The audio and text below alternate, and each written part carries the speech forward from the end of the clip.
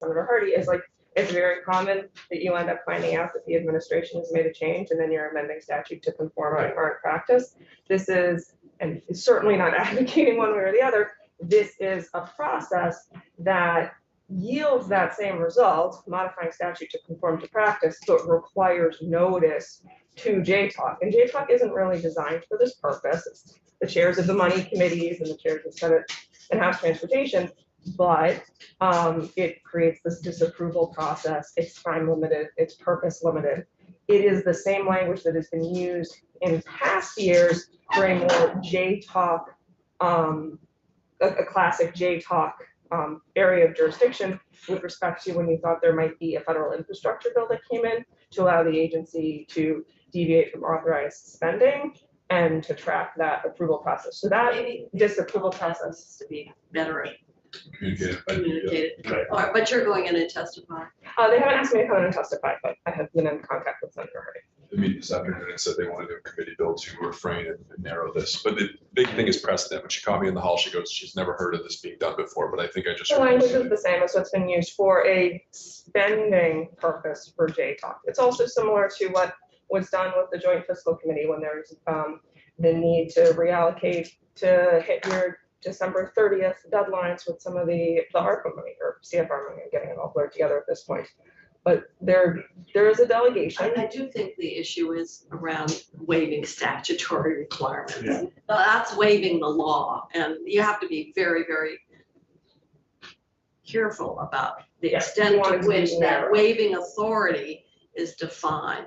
And maybe we need to be a little tighter than the bill prescribed, but a lot of it is you know, much more operational probably in its focus. Building the system. But and another thing I mentioned to the two of you and Mr. Hardy is it might help if Commissioner Manoli could provide some examples of what they're envisioning might happen. Because when I've spoken to Commissioner Manoli, and she's explained it to me, is they don't want to have to design their new system to comply with statute, and then statute is going to change, and there's a great financial risk to having to like do it over for purposes of them modernizing their processes, getting their vendor to do that work, and then telling the vendor, you have to change it again because now we want to do this best practice approach, not what statute says you need to do. Well, my understanding is that their concern is, because I gave them some examples, like the eye color one, they're like, yeah, that's not the issue. The issue is it's a precedent and a loophole that they're worried about what other statute they would waive. And then they get another commissioner coming in and say, hey, you let DMV do this. I want the authority to change statute when you guys aren't around.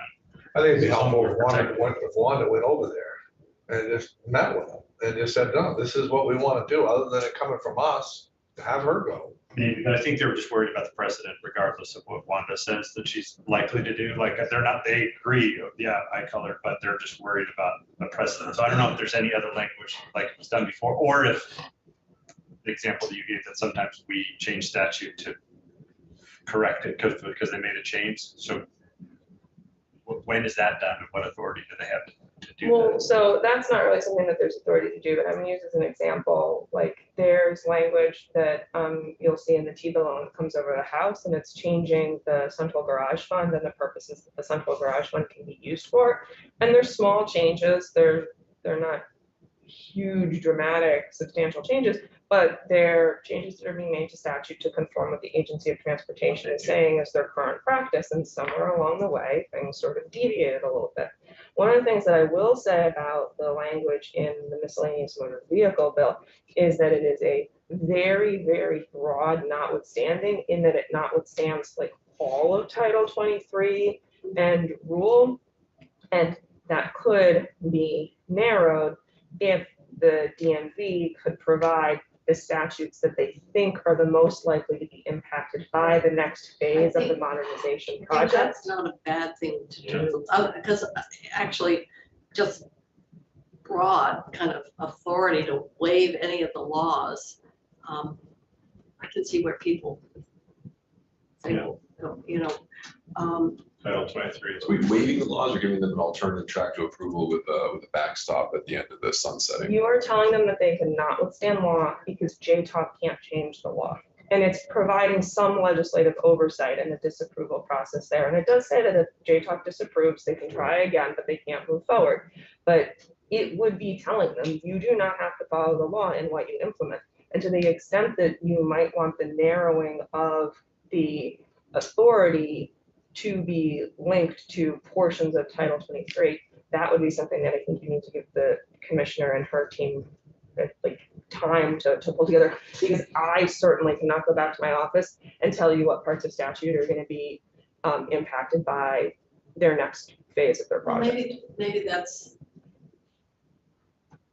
the first step is to prescribe the circumstances or exactly how much is being authorized to be not withstood, as opposed to just anything that is, you know, in the Yes. chapter.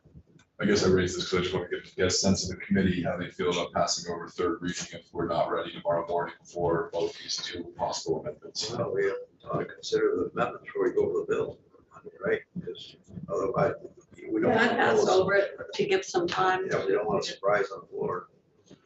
Are you communicating this with Mark Um, over there? I'm surprisingly finding out there's a second amendment, but other staff may have become aware of this sooner than I did. I It would, just happened this morning, right? yeah, 45 minutes ago. 45 minutes ago. So respectfully, we certainly would like to have time to respond to the review and respond to the amendment to the extent needed. So I'm happy to, yeah, I am sort of letting the commissioner know that there's. Might Or be you good. could offer some draft language. Yeah, I was as gonna alternative. say, from my perspective, if there's even the possibility that the approach that's gonna be pursued is to narrowing what can be not withstood, the more information I can get from the DMV on what they think are the portions of statute that they would need to deviate from, and the sooner the better. So the amendment is posted at the Senate No, Transportation government website. It hasn't been office written. Just raised it on the Oh. Jim's floor presentation. And so then after the floor session, they said, well, we are concerned. Ruth voted no on the voice vote, then they want to have an amendment. And We're gonna do a committee amendment this afternoon and Senate Gov Ops.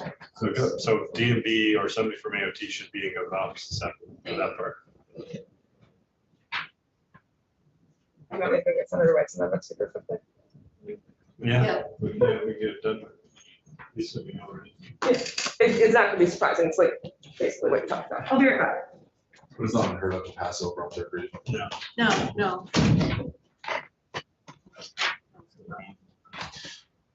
No, getting excited, the DMV miscellaneous bills. This thing's going down. No, we didn't have one last year. It's getting loaded up and getting complicated. But I'm wondering if it's just gonna suffer the same fate as last year. We'll see what happens. Are we on live now? We don't need to be live right now. Wait till after you finish back. We'll open the door as if we come off live. So let me ask you,